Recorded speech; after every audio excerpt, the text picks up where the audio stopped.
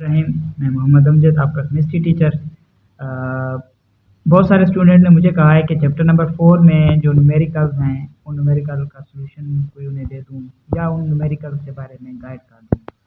तो इसी पर मैंने ये एक वीडियो बनाई है। तो उम्मीद करता हूँ कि आपके जो कन्फ्यूजन हैं इस चैप्टर से रिलेटेड वो क्लियर हो जाएंगी। तो इसमें ये मुख्तलिफ टॉपिक्स हैं, इन टॉपिक्स के ऊपर न्यूमेरिकल पूछे जाते हैं आपसे और उन न्यूमेरिकल का आंसर आपको देना होता है। लॉन्ग क्वेश्चन भी पूछे जा सकते हैं, शॉर्ट क्वेश्चन भी पूछे जा सकते हैं और एमसीक्यूज में भी इनसे रिलेटेड जो है वो एमसीक्यूज आए हुए होते हैं। तो इस हवाले से ये चैप्टर जो है ये इंपॉर्टेंट चैप्टर है, इसको आपने अच्छे तरीके से तैयार करना है। तो सबसे पहले जो क्वेश्चन जा रहे हैं वो मोल से रिलेटेड है, यानी वो मोल और वॉल्यूम जो है इसके दरमियान क्या ताल्लुक होता है, इस चीज़ को हमें स्टडी करना है। तो ये आपके जहन में ये बात क्लियर होनी चाहिए कि किसी भी चीज़ का जो 1 मोल होता है, ठीक है, किसी भी चीज़ का जो 1 मोल होता है उसका वॉल्यूम कितना होता है, 22.414 डेसीमीटर क्यूब होता है। ठीक है, किसी चीज़ के 1 मोल के अंदर अगर आपसे पूछा जाए कि उसका कितना वॉल्यूम मौजूद होता है, तो उसका कितना वॉल्यूम मौजूद होता है, 22.414 जो है ये डेसीमीटर क्यूब, इसका इतना वॉल्यूम मौजूद होता है। तो इस चीज़ को देखते हुए हमने जो है इस न्यूमेरिकल को सॉल्व करना है। यहाँ पे पूछा जा रहा है कि what volume does 0.6 mole of H2 gas occupy eight a standard temperature and pressure, के स्टैंडर्ड टेम्परेचर एंड प्रेशर के ऊपर 0.6 मोल्स हाइड्रोजन गैस के हैं, उसका वॉल्यूम कितना होगा। तो सबसे पहले जब हम न्यूमेरिकल सॉल्व करने लगते हैं तो सबसे पहले हम क्या लिखते हैं, इसका डेटा लिखते हैं कि डेटा हमें कौन सा प्रोवाइड किया गया है। तो यहाँ पे नंबर ऑफ मोल्स जो हमें प्रोवाइड किए गए हैं, नंबर ऑफ मोल्स जो हमें दिए गए हैं वो कितने हैं, 0.6 मोल्स हैं। ठीक है, और हमने फाइंड क्या करना है, वॉल्यूम फाइंड करना है। वॉल्यूम किसका, H2 का, H2 का हमने वॉल्यूम फाइंड करना है। ठीक है, तो सोल्यूशन अब इसका हमने जो है वो फाइंड करना है। सोल्यूशन इसका क्या होगा, अब जिस तरह मैंने आपको बताया था कि किसी भी चीज़ का जो 1 मोल होता है उसमें उसके कितना वॉल्यूम होता है, 22.414 डेसीमीटर क्यूब होते हैं। तो यही फार्मूला हम यहाँ पे लगाएंगे कि हम कहेंगे कि 1 मोल ऑफ H2, ठीक है, H2 का जो 1 मोल है ऑक्यूपाई वॉल्यूम,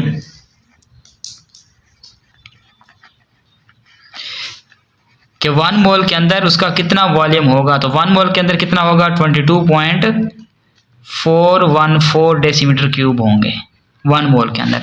अब 1 मोल नहीं है हमारे पास कितना है, 0.6 मोल है। तो यहाँ हम 1 मोल की जगह क्या लिखेंगे, 0.6 मोल, 0.6 mole of H2 occupy volume. ठीक है, 0.6 मोल जो होगा इसका वो कितना होगा, तो आपने क्या करना है, 22.414 को मल्टीप्लाई करा देना है किसके साथ, 0.6 मोल्स जो है इसके साथ मल्टीप्लाई करा देना है। तो ये इन दोनों को जब आप मल्टीप्लाई कराएंगे तो मल्टीप्लाई कराने के बाद आपके पास जो इसका आंसर आएगा वो आंसर आएगा, तो ये आएगा 13.44 डेसीमीटर क्यूब। तो ये वॉल्यूम होगा हाइड्रोजन गैस का।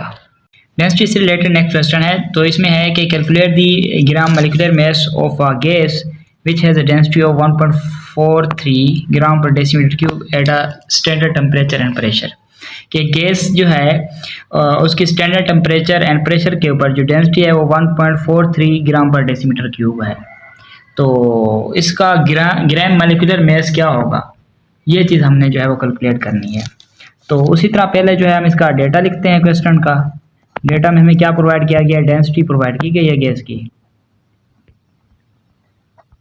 जो कि कितनी है, 1.43 ग्राम पर डेसीमीटर क्यूब है। ये डेंसिटी हमें दी गई है। ठीक है, अब इसके अंदर ही फार्मूला इसका मौजूद है। कैसे, यहाँ इसका मतलब ये है कि 1 डेसीमीटर क्यूब जो इस गैस का है उसका मैस कितना होगा, 1.43 ग्राम होगा। ठीक है, तो हम इसको यूं भी लिख सकते हैं कि 1 decimetre cube of a gas के जो गैस है 1 डेसीमीटर क्यूब उसका मैस कितना है, उसका मैस है 1.43 ग्राम। ठीक है, उसका मैस कितना है, 1.43 ग्राम है। अब 1 डेसीमीटर क्यूब जो गैस है उसका मैस कितना है, उसका मैस है 1.43 ग्राम है। ठीक है, अब यहाँ पे ये है उसके 1 मोल के अंदर हमने देखना है उस गैस के 1 मोल के अंदर उसका कितना वॉल्यूम है। ठीक है, यहाँ पे 1 डेसीमीटर क्यूब ऑफ गैस है तो हम कहते हैं कि 1 मोल ऑफ गैस अगर हो, 1 मोल ऑफ गैस, ठीक है, 1 मोल ऑफ गैस इसका वॉल्यूम जो इसका मैस है वो है 1.43 ग्राम है। अब 1 मोल ऑफ अ गैस जो है, ठीक है, 1 मोल ऑफ अ गैस जो है इसमें इसका वॉल्यूम अगर देखा जाए तो कितना होगा, 22.414 डेसीमीटर क्यूब होगा। तो 22.414 decimetre cube of a gas जो है ये अब किसके बराबर होगी, 1.43 ग्राम के बराबर होगी। ठीक है, ये 1 मोल के अंदर हमने निकाला है। यही 22.414 जो है इसको हम इस साइड पे जब मल्टीप्लाई कराएंगे यानी 22.414 जो है इसके साथ क्या हो जाएगा, मल्टीप्लाई हो जाएगा। क्यों, क्योंकि यहाँ पे है कि ग्राम मॉलिक्यूलर मैस मालूम करना है। ठीक है, मॉलिक्यूलर मैस जो है वो ग्राम के अंदर उसका मैस जो है वो मालूम करना है। तो अब इन दोनों को जब मल्टीप्लाई कराएंगे यानी 1.43 को ग्राम को 22.414 के साथ जब हम मल्टीप्लाई कराएंगे तो इसका आंसर आएगा 32.032 ग्राम इसका आंसर आएगा। तो ये क्वेश्चन जो है ये इस तरह सॉल्व होगा। ठीक है, सबसे पहले क्या करना है, आपने उस डेंसिटी को जो है वो उसको लेना है। तो 1 डेसीमीटर क्यूब के अंदर जो है इसका इतना ग्राम है। ठीक है, 1 मोल के अंदर जो है आपने फिर देखना है, जब 1 मोल के अंदर इसका ग्राम देखेंगे तो क्योंकि 22.414 को जो है इस साइड पे हमने रखा है तो इस साइड पे भी क्या करा देंगे, इसको मल्टीप्लाई करा देंगे तो इसका आंसर जो आएगा वो क्या आएगा, 32.4032 जो है इसका आंसर आएगा। 3 जो है इसमें पूछा जा रहा है about stoichiometric calculations and mole ratio के बारे में। ठीक है, तो क्वेश्चन है कि what mass of zinc is needed to produce 100 centimetre cube of H2 at a standard temperature and pressure.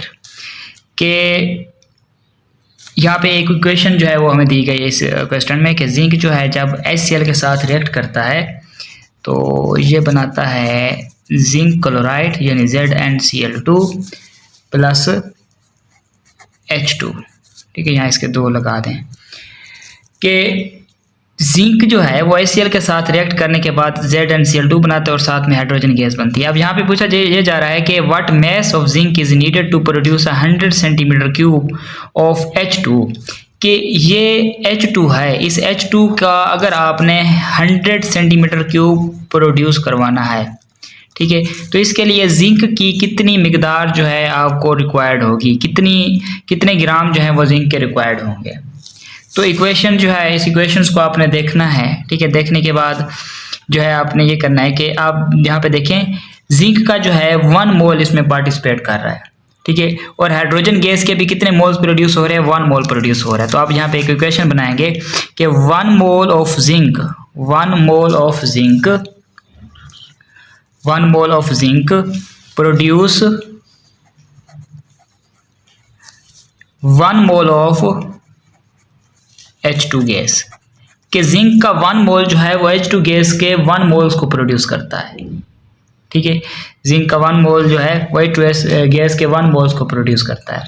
अब वॉल्यूम जो है अगर हम इसका लें, ठीक है, अब यहाँ पे देखें क्वेश्चन के अंदर अगर आप देखें तो हाइड्रोजन गैस का वो कह रहे हैं कि 100 सेंटीमीटर क्यूब जो है वो वॉल्यूम प्रोड्यूस होना चाहिए। तो हम यहाँ पे लिख सकते हैं कि वॉल्यूम ऑफ H2 जो कि प्रोड्यूस होना चाहिए वो कितना है, 100 सेंटीमीटर क्यूब है। अब 100 सेंटीमीटर क्यूब है, इसको डेसीमीटर क्यूब में कन्वर्ट करने के लिए हम क्या करते हैं, 100/1000 जो है इसके ऊपर डिवाइड करा देते हैं। तो इसका आंसर आता है 0.1 डेसीमीटर क्यूब आ जाएगा। तो मतलब ये है कि 0.1 डेसीमीटर क्यूब हाइड्रोजन गैस का प्रोड्यूस करवाने के लिए कितना जिंक रिक्वायर्ड होगा। ठीक है, ये चीज़ हमने मालूम करनी है। अब जिस तरह मैंने ऊपर लिखा है कि 1 मोल ऑफ जिंक जो है वो प्रोड्यूस करता है 1 मोल ऑफ H2। अब 1 मोल जो है, 1 मोल के अंदर किसी भी चीज़ का कितना वॉल्यूम होता है वो भी मैंने आपको बताया है। 22.4 लिख दें, ठीक है, राउंड ऑफ करके जो है 4 लिख दें। 22.4 डेसीमीटर क्यूब ऑफ जिंक, ठीक है, यहाँ मोल की जगह मैंने क्या लिख दिया, 22.4 decimetre cube of zinc produce, इसका भी 1 मोल है तो ये भी क्या आएगा 22.4 डेसीमीटर क्यूब ऑफ H2। इसके 22.4 डेसीमीटर क्यूब जिंक के जो हैं वो H2 के भी 22.4 डेसीमीटर क्यूब जो है वो प्रोड्यूस करते हैं, ठीक है। अब मतलब ये है कि इसके 22.4 हैं तो इसके 22.4 प्रोड्यूस हो रहे हैं, सेम प्रोड्यूस हो रहे हैं, तो हम यूँ भी लिख सकते हैं कि 1 decimetre cube of zinc produce 1 decimetre cube of H2, कि जिंक का 1 डेसीमीटर क्यूब जो है वो H2 के 1 डेसीमीटर क्यूब को प्रोड्यूस करता है, ठीक है। अब यहाँ पे H2 का जो मैस वॉल्यूम प्रोड्यूस होना चाहिए वो 0.1 डेसीमीटर क्यूब प्रोड्यूस होना चाहिए। तो हम यहाँ पे लिख सकते हैं कि इसको थोड़ा जो है वो उलट करके मैं लिख देता हूँ कि 0.1 डेसीमीटर क्यूब ऑफ H2, ठीक है, जो कि प्रोड्यूस होना चाहिए कितने के बराबर है, 1 decimetre cube, sorry 0.1 decimetre cube of H2 जो है, ठीक है, ये कितने के बराबर होगा, ये इसके इतने के बराबर होगा, यानी 0.1 डेसीमीटर क्यूब ऑफ जिंक के बराबर होगा। तो इसका भी क्या आएगा 0.1 डेसीमीटर क्यूब ऑफ जिंक, ठीक है, क्योंकि इसका 1 डेसीमीटर क्यूब इसके 1 डेसीमीटर क्यूब के बराबर है, तो इसका 0.1 डेसीमीटर क्यूब इसके कितने के बराबर होगा, इसके 0.1 डेसीमीटर क्यूब के बराबर होगा, ठीक है। तो यहाँ पे हम लिख सकते हैं कि वॉल्यूम जो प्रोड्यूस हुआ है, जो यानी वॉल्यूम जो रिक्वायर्ड है, वॉल्यूम ऑफ Zn रिक्वायर्ड, वो कितना रिक्वायर्ड है, 0.1 डेसीमीटर क्यूब रिक्वायर्ड है, यानी Zn का हमने वॉल्यूम जो है वो फाइंड कर लिया है। जब वॉल्यूम हम फाइंड कर चुके हैं तो फिर इसके बाद हम क्या चेक कर सकते हैं, इसके जो मोल्स हैं, मोल्स की तादाद जो है वो फाइंड कर सकते हैं, ठीक है। तो हमें पता है कि 1 मोल जो होता है, 1 मोल ऑफ जिंक, ठीक है, इसमें इसका कितना वॉल्यूम होता है, 22.4 डेसीमीटर क्यूब जो है वो मौजूद होते हैं। अगर 1 मोल के अंदर 22.4 डेसीमीटर क्यूब मौजूद हैं, लेकिन हाँ यहाँ हमारे पास अच्छा 22.4 डेसीमीटर क्यूब के बराबर है इसका 1 मोल।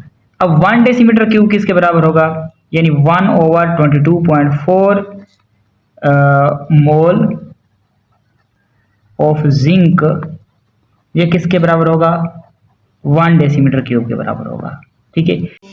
1 डेसीमीटर क्यूब जो जिंक का है वो कितने के बराबर होगा, 1/22.4 मोल जो हैं इसके बराबर होगा, ठीक है। अब यहाँ अगर आप देखें तो वॉल्यूम ऑफ जिंक जो है वो 1 डेसीमीटर क्यूब नहीं है, बल्कि कितना है, 0.1 डेसीमीटर क्यूब है, ठीक है, 0.1 डेसीमीटर क्यूब है। तो 0.1 डेसीमीटर क्यूब जो होगा, यहाँ मैं इस तरफ लिख लेता हूँ कि 0.1 डेसीमीटर क्यूब ऑफ जिंक, ठीक है, इसमें कितने मोल्स होंगे, इसमें होंगे 0.1 मल्टीप्लाई 1/22.4, ठीक है, मोल इसके बराबर होगा। इसको अगर हम सॉल्व करें तो ये बनता है अराउंड अबाउट 0.00446 मोल्स के बराबर बनता है, ठीक है। तो मतलब ये है कि जिंक के इतने मोल्स आ गए हैं। जब जिंक के मोल्स आ जाते हैं फिर इसके बाद हम क्या कैलकुलेट करते हैं इसका मैस जो है उसको कैलकुलेट करते हैं। तो मैस जो है, मैस ऑफ जिंक जो है ये बराबर होता है moles of zinc multiplied by molar mass of zinc. अब मोल्स ऑफ जिंक जो अब हमने अभी निकाले हैं वो निकाले हैं 0.446 मोल्स निकाले हैं। तो 0.00446 मल्टीप्लाई 65.3 38। तो जब इनको हम आपस में मल्टीप्लाई कराते हैं तो ये आंसर हमें देता है 0.29 ग्राम जो है वो जिंक की मिलती हैं। तो मैस ऑफ जिंक जो इस